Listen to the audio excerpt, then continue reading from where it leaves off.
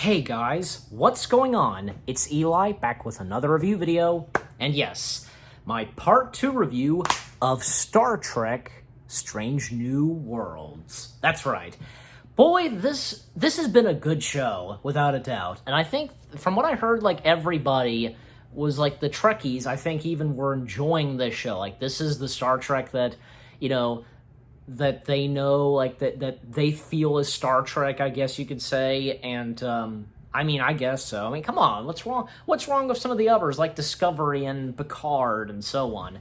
And I think even, Lower Decks might have gotten better, I guess, even by Season 2, and since I reviewed Season 2. Alright, but anyway, so my Part 2 review of Season 1 of Strange New Worlds. So, in my Part 1 review, I reviewed the first 3 episodes, and there were just about 7 episodes left. So, yeah. So, they were some pretty good episodes. Memento Mori, Spock Amok, Lift Us Where Suffering Cannot Reach, the Serenade Squall, I think that's how you say it, the Elysian Kingdom, I think that's about right, and All Those Who Wander. And then there was also Equality of Mercy, the 1-hour season finale, basically. So they were some pretty good episodes, in episode 4, Memento Mori, Pike must find unconventional Starfleet methods to deal with a malevolent force that attacks the Enterprise. That one was a pretty good one, although I'm pretty sure I already reviewed episode 4. I'm pretty sure. So I reviewed the first 4 episodes, so... okay, but anyways... so some of my favorite episodes in this, like this one, for example, episode 5, Spock Amok. This was a pretty good one. A personal visit causes a comedy of errors during Spock and Pike's crucial negotiations with an unusual alien species. So in this one, because again, this is one of my favorite episodes of this season, because there are a few things going on, like Captain Pike trying to make negotiations, with these aliens. While that's going on, there's at one point when Spock and his wife, T'Pring, played by Gia Sendu, if I said that right, they accidentally swap bodies. Like, Spock's inside of his wife's body, while his wife is inside of his body. So, and their personalities, of course. And here's another thing about Spock's wife, T'Pring. Even my dad and I were talking about this, and clearly, Strange New Worlds broke one thing in canon, and that is, everybody on the Enterprise knows Spock is married. A callback to the original series. In the original series, in the first episode of Season 2, Amok Time, nobody knows that Spock is married. Nobody knows that he has a wife. That goes for everybody. Like Kirk, McCoy, even Chaplin, Uhura. Even in that episode, Uhura asks, who she is. She asks Spock who she is. That's one thing that's messed up, and yeah, that broke canon. What's going to happen later on? Are they at one point, are their minds going to be wiped from remembering who T'Pring was? Is that possible? I don't know. And the same thing, I guess, kind of goes for the Gorn, but we'll get to that later. Ooh, spoilers. No, not really. You would have seen Strange New Worlds by now, and you would know about the Gorn. So, anyways, and also during in that episode, as continuing talking about Spock Amok, even say. Number 1, aka Una Chin Riley, played by Rebecca Romaine. Her and Lon Noonien Singh, I think I got that right, the first name. I like, because especially with these two, they're, them bonding and them playing, these, tasks, games or whatever, in the lower part of the Enterprise, and, some quite funny moments, and, because they have some funny moments, definitely, when they're together, and even say what's really cool, near the end of the episode, because they're outside of the Enterprise, but, there is a force field, protecting the Enterprise, and any crew member can literally step outside of the Enterprise, even, when it's out in space. Again, there's a force field, so yeah. And basically, there's one part of the Enterprise that they go up to where everybody has signed their name on it. That's pretty cool, and yeah, that was pretty cool right there. And, of course, eventually, at the end of the episode, Spock and T'Pring, they swap their bodies back, even say Chaplin even knows about this too, like, she discovers that, yeah, their body's been swapped. Also, I like to point out that, Jess Bush, who plays Christine Chapel, aka Nurse Chapel, she's fantastic at playing, Nurse Chapel. And, from Majel Barrett to her, it's she's fantastic. And Melissa Navia, who plays Erica Ortigas, yeah, I think I got the last name right. She's fantastic too at playing the character Erica. And hey, even the same goes for Christina Chong as Lon Noonien Singh. The women in Star Trek. I guess you could say of Strange New Worlds. Fantastic. I think even at one point, yeah, T'Pring punched a Vulcan, so a rude Vulcan, I should say, commenting, I think it was about Spock and T'Pring, but yeah. Then, of course, after that episode, there was also episode 6, Lift Us Where Suffering Cannot Reach, a threat to an idyllic planet reunites Captain Pike with the lost love of his life to protect her and a scientific holy child from a conspiracy. Pike offers his help and is forced to face unresolved feelings of his past. So I think I liked this episode too. Especially Pike's love, where is she? I think it's her, yeah, Alora, played by Linda Booth. So this was a pretty interesting episode, and especially, God, not to mention, this one creepy moment where this, composing child, or whatever it is, it's very creepy to explain, but, and also there was, a Serenade Squall, while a dangerous, episode 7 I'm talking about, while on a dangerous humanitarian, I think I got that right, mission, the crew of the USS Enterprise stumbles into a harrowing game of leverage with the Quadrant's, deadliest space pirate. Yeah, this episode was not too bad, and as I recall, T'Pring once again appears in this episode, and the new foe, at first, you think she's on the good side, but, she's not, and that is Dr. Aspen. She becomes a traitor and is with these pirates. And even say when Spock and Chaplin had to pretend, I guess they were in love or something, and even T'Pring even knew about this, even Spock apologizing to her, but there was no need for an apology. She figured it out, of course. I also forgot to mention, throughout the show, the doctor of the show, I think the M is silent, Dr. Benga, played by Babs, I don't know how you pronounce the last name, but, throughout the show, he has this daughter who, has a condition or something, and, when I guess she's done for the day, she gets transported, and, and her particles, probably, that's not the word I'm looking for, but you know what I'm talking about, transporting and so on. Even say, number one, knowing about her and so on. But, and then also, one of my favorite episodes, right next to Spock Amok, and that is, episode 8, the Elysian Kingdom. Might have said that, I might be saying that right. The USS Enterprise becomes stuck in a nebula that is home to an alien consciousness, that traps the crew in a fairy tale. When I watched this episode and I realized what was going on, I was like, Star Trek hasn't done anything like this in quite a while, and I'm glad that they are. Even I was talking about that with my dad, and you know what? It almost kind of reminded him, and I guess a little bit for me, but they're still different. They are definitely different. it reminded him of, say, the episode from Next Generation, Cupid, when Q, dresses up the Enterprise crew, has them set in, Nottingham, Picard being Robin Hood and the Enterprise crew being his merry men. And of course that famous line, I protest, I am not a merry man, that Worf says. And of course Q being, I think, the Sheriff of Nottingham, and Vash, Picard's love interest,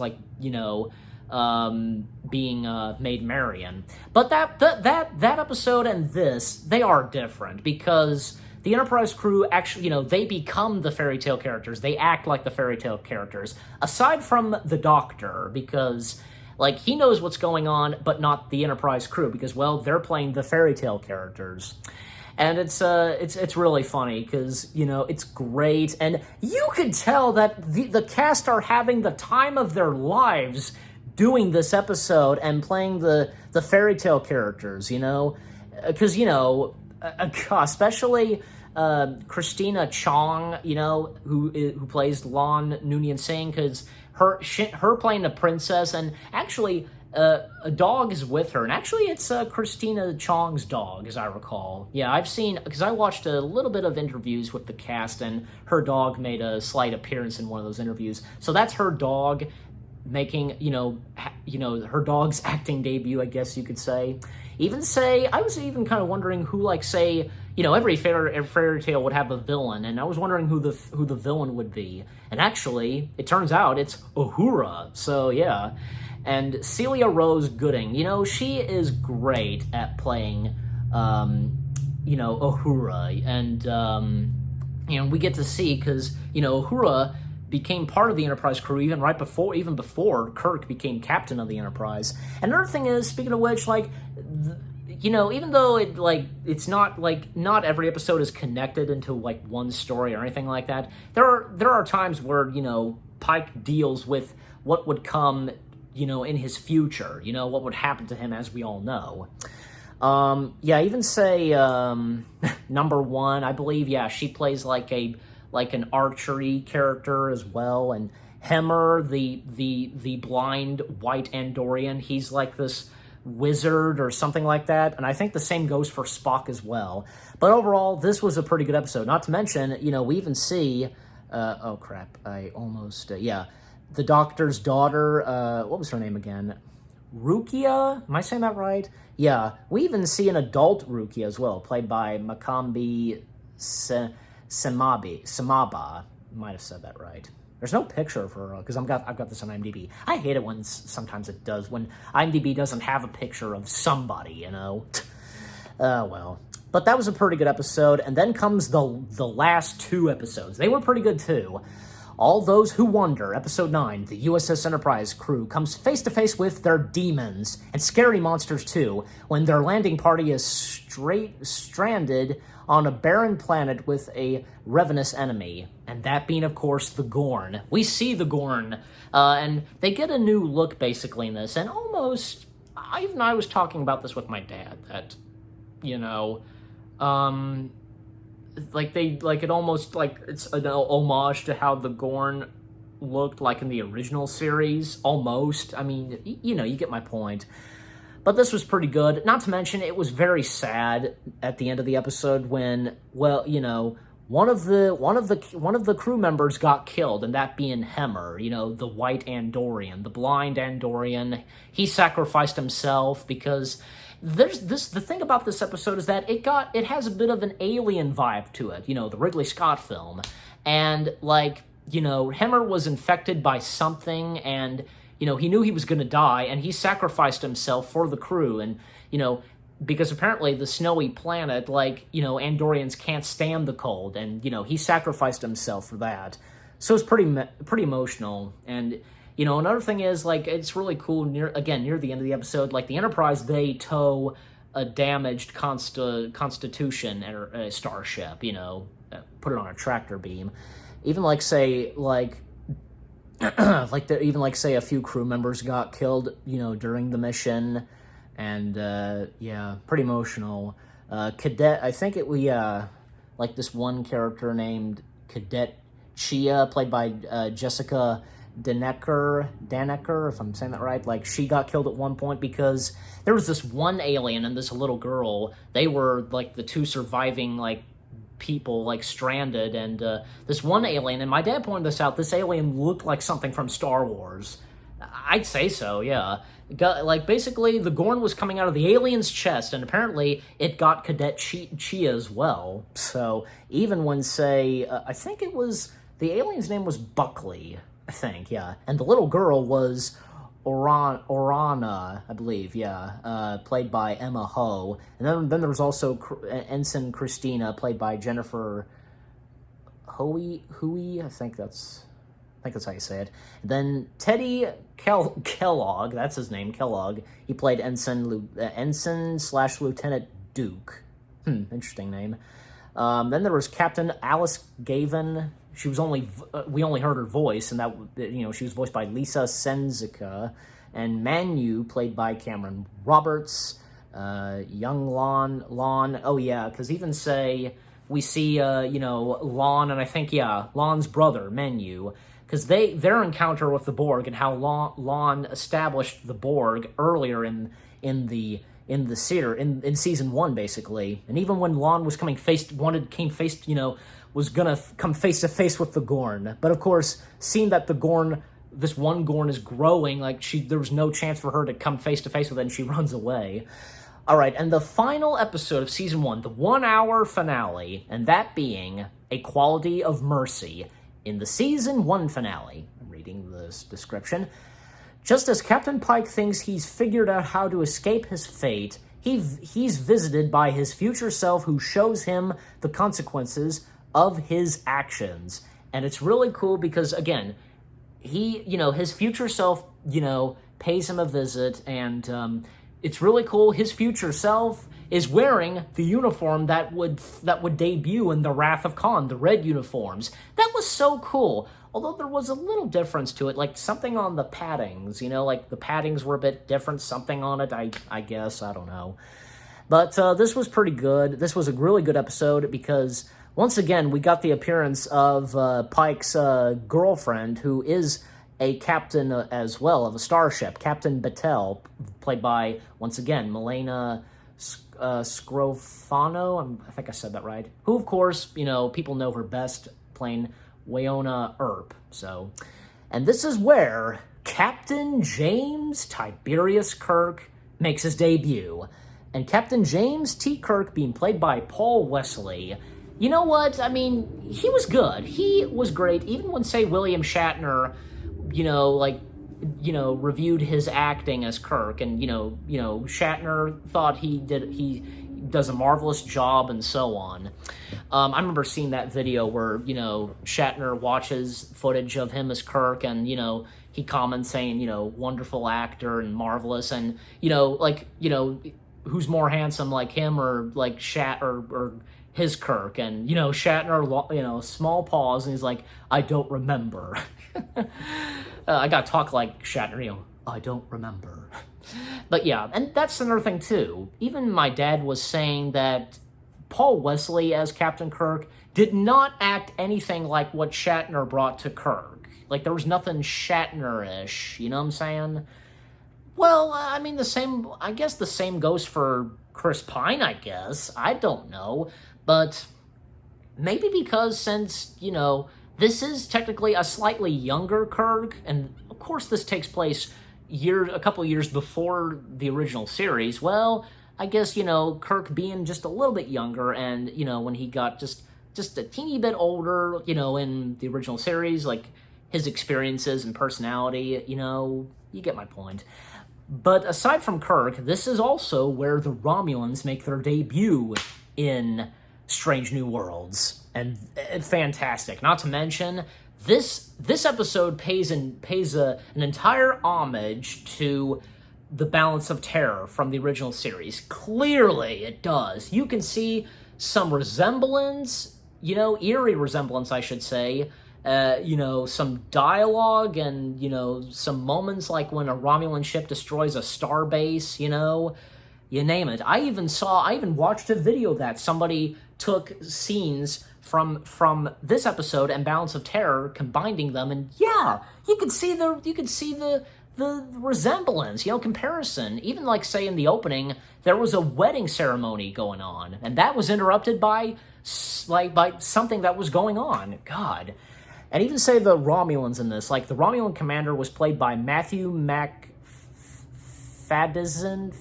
I think I said that right. And the bride, the bride was played by Megha Sendhu, and I think it was, the groom was played by Ian Rayburn. And another thing is too, because Pike, he ended up in an alternate reality or something like that where his fate didn't happen. And even say when the Enterprise gets damaged and such by a Romulan attack. And another thing is Captain Kirk is captain of the USS Farragut. But another thing is just like in the Balance of Terror, one of the the bride and groom, one of them gets killed. In the Balance of Terror, it was the groom, but in Strange New Worlds, in this episode, it was the bride. Nice change of twist there. Nice change there. You get my point.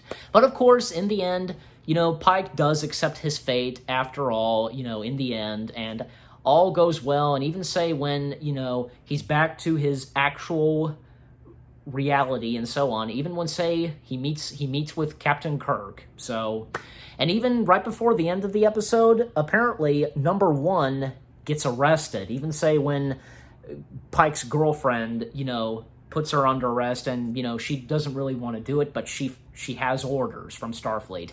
And boy, what a way to end that episode off, with a cliffhanger and what's going to happen next in Strange New Worlds, I'm telling you. But with all that being said, Strange New Worlds Season 1 was a fantastic season.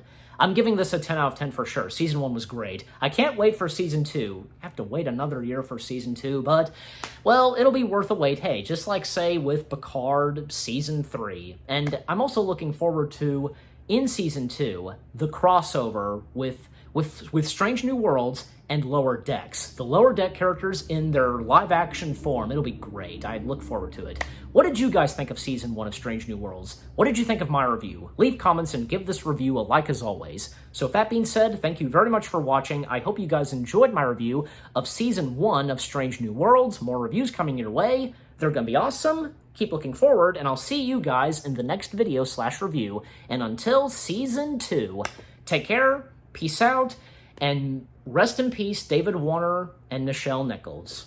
Take care, once again, peace out, and live long and prosper.